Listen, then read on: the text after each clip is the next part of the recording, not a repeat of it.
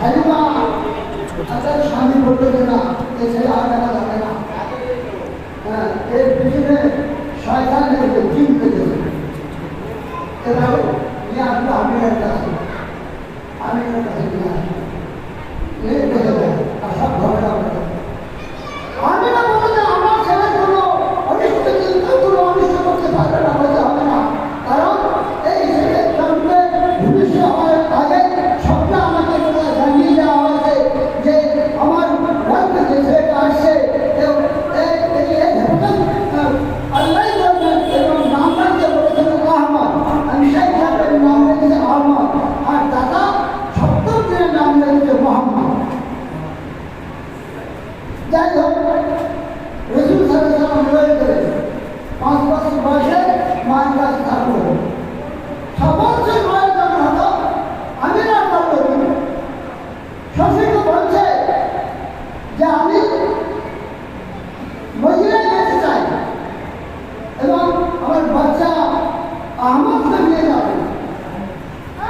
Abdul Muttalib জিজ্ঞাসা হয়ে গেল, সঙ্গে একটা দাসী পাঠালো আয়মান, উঠে উঠে বসে এরা 3 জনকে গেল মদিনা। মদিনায় গেল,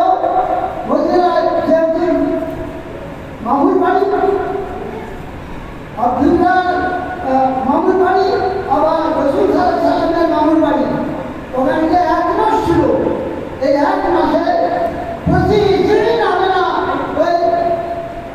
আব্দুল্লাহর কবরের কাছে যায় আর কাঁদে, আব্দুল্লাহর কবরের কাছে যায় আর কাঁদে। রসুল সাল্লাল্লাহু আলাইহি ওয়াসাল্লাম ভাবে তাই তো মা গর্ভী আসবে এই কবরের কাছে আর কাঁদে কেন? একদিন জিজ্ঞাসা করছে, মা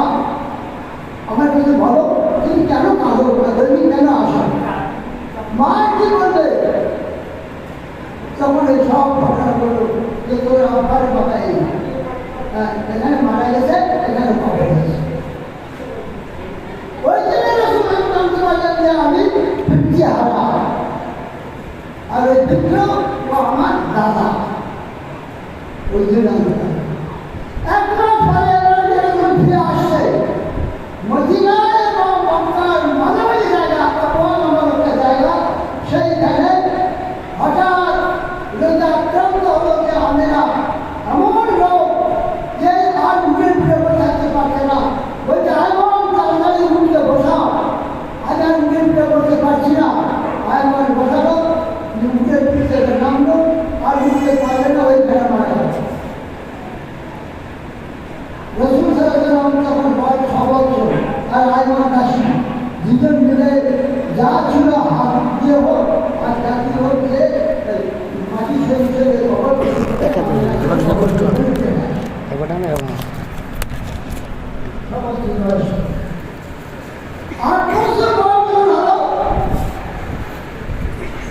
ওই সময়ে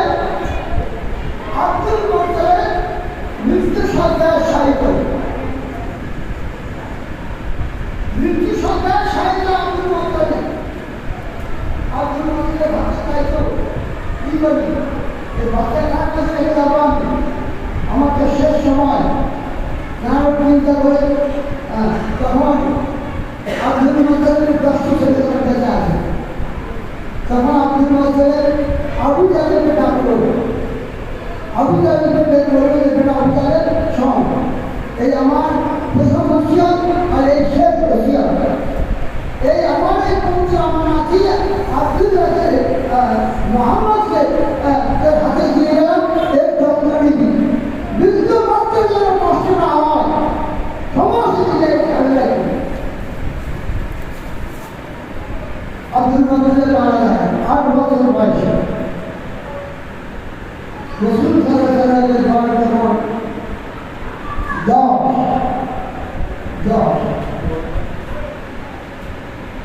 একটা বিয়ে পাড়ায় একটা বিয়ে হচ্ছে যে মজলিস,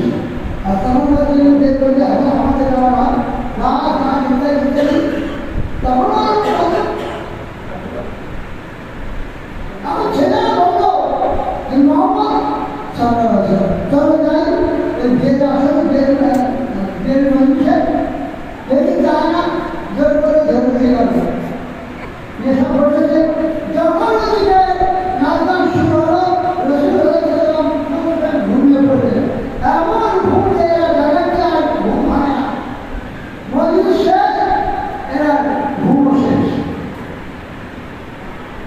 আর কিভাবে হঠাৎ করেছে 12 বছর বয়স যখন হলো আবু তালিব সিরিয়ায় যাচ্ছে ব্যবসা উপলক্ষে ভাইকে কোথায় রেখে যাবে ভাই তো রসুল সাল্লাল্লাহু তিনিও বাইরে থাকতে দিলাম আমি আপনার সঙ্গে যাবো আবু তালিব সাহায্য দিলেন ভাইকে যখন সিরিয়ায় যখন পৌঁছেছেন প্রখর রৌদ্র ওরা বিশ্রামের জন্য তাবু ওরা মানে খাটালো আর একজন পাত্রী বহাইয়া করে না তার বহিটা করে না সে এখন দূর থেকে দেখছে যে একটা বাড়িতে কিছু লোক আসে আর এখন ওদের সঙ্গে সঙ্গে আসে ব্যাপার কি ব্যাপার কি যাই হোক দেখছি দেখলো কাপড় খালি খাপ করেছে আর রসুল সাল্লাল্লাহু আলাইহি একটা গাছের নিচে বসেছে যে গাছটা মরা গাছ ওই পাত্রী মহিলা একই গায়ে গায়ে বিশ্বাস হয়ে গেল যে তওরাতের বর্ণিত ছিল যে শেষ নবী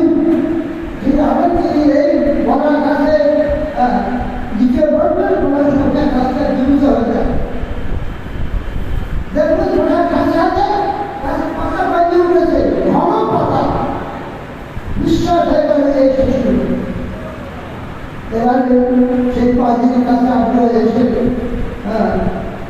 যখন দেখছে এরা ঘুরছে আর পাতা উঠেছে আর দেখছে অভিযানের আপনারা দৌড়ে আসবে কি ব্যাপার কি বললো যে এই রবি ভবনে ঘুরছে একটা শিশু হ্যাঁ এই রবি ভবনে যেন আমি তাহলে শেষ করি ইংলিশ শেষ করি আইয়া যাবে না ইসরায়েলরা এর শত্রু রবিউল্লাহ এর শত্রু আপনারা আইয়ে যাবেন না ব্যবসা বাণিজ্য না যেখানে বিক্রি করে ফেলে চলে যান ভাই কত বলবো বহু ঘটনা আর একটা ঘটনা বলি দু একটি কথা কাজের কথা বলবো সব কাজের কথা সে ঘটনাটা কি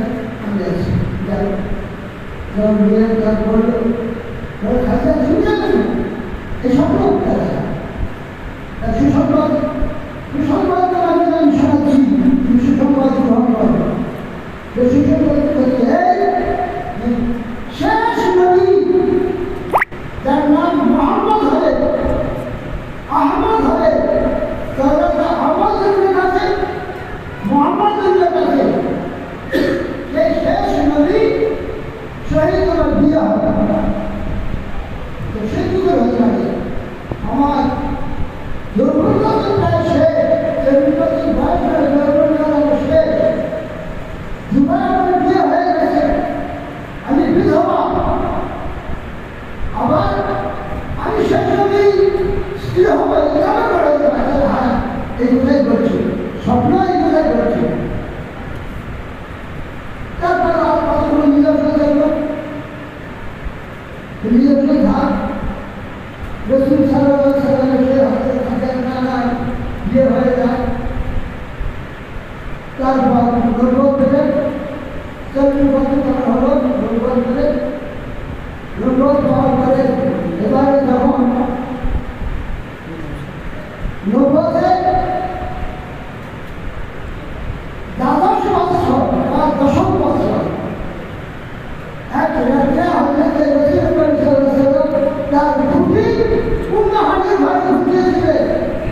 দুজন ফেরেশতা আসলো জিবরাইল আর মিকাইল এটা দিলাম রাসূল সাল্লাল্লাহু আলাইহি ওয়াসাল্লামকে নিয়ে চলে গেলেন বাইতুল মুকাদ্দাসে তারপর রাসূলুল্লাহ রাতে কোথায় আসেন মহল্লায় যাকে আমরা মেরাজ বলি এখন বাইতুল মুকাদ্দাস যখন নিয়ে যাচ্ছে প্রতিমধ্যে একটা সুগন্ধ বেশি সুগন্ধ পেল রাসূল সাল্লাল্লাহু আলাইহি ওয়াসাল্লাম জিজ্ঞেস ভাই জিবরাইল বেশি সুগন্ধ এই পৃথিবী কোথায় আসছে কোথায় পাচ্ছি কেন পাচ্ছি আমি বললেন হে নবী মুহাম্মদ সাল্লাল্লাহু আলাইহি ওয়াসাল্লাম ঘটনা বলে আমি ওই যে ফেরাউনের দাসী মাছেরা তার কবর এই বিষয়ের ঢুকে এখানে রয়েছে সেখান থেকে ব্যক্তি সুগন্ধ পাই গেছে লম্বা ঘটনা বলতে চাই না মেয়েরাজে গেলেন উপহার স্বরূপ 5টি জিনিস আল্লাহ দান করলেন আর সেই 5টি এমন জিনিস যে হাসরের ময়দানে ইমানের প্রতি সর্বপ্রথম এই 5টি জিনিসের হিসাব হবে আমরা সবাই জানি তো এটা কি 5টি নামাজ ফজর যোহর আসর মাগরিব ইশা 7 রাকাত নামাজ হাসরের ময়দানে সর্বপ্রথম এই 7 রাকাত নামাজের হিসাব হবে যদি ঠিক দিকে বেড়ে যাও তাহলে অন্যান্য কাজগুলো তোমার জন্য সহজ হয়ে যাবে আর যার হাতে ওই জান্নাতে যাবার সার্টিফিকেট পেয়ে যাবে কিন্তু সময় এক জায়গায় রাত জায়গায় বলতে আমি যতটাই পাস করবো তাকে যাবো দেখো আমার ভাই যতই আমরা নবী কাহিনী শুনি যত মহাদেশের শুনি 10টা যদি রূপ না দেয় তাহলে এই সময়টা আমার জন্য সার্থক হবে না আল্লাহ জন্য বললেন বিসমিল্লাহির রহমানির রহিম ইন্নাল্লাহা লা ইউগাইয়িরু মা বিকওমিন হাত্তা ইউগাইয়িরু মা বিআনফুসিহিম আল্লাহ কোনো জাতকে কোনো কওমকে কোনো বংশকে কোনো গোত্রকে কাউকে পরিবর্তন করে না যতক্ষণ পর্যন্ত সে নিজের পরিবর্তনের কামনা আমাদের কাছে না করবে আমরা তাদের কাছে এসেছি যদি আমরা আমাদের জীবনে পরিবর্তন চাই তাহলে আমাদের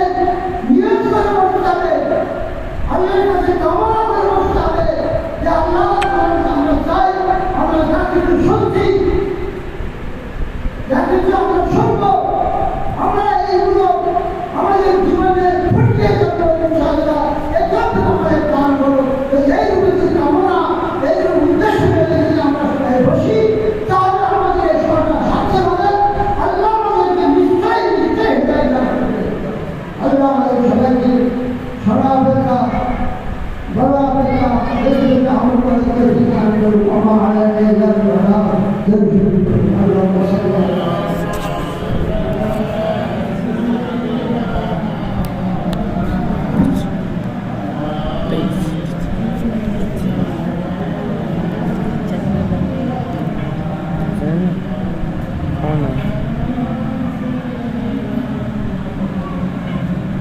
Assalamualaikum warahmatullahi wabarakatuh.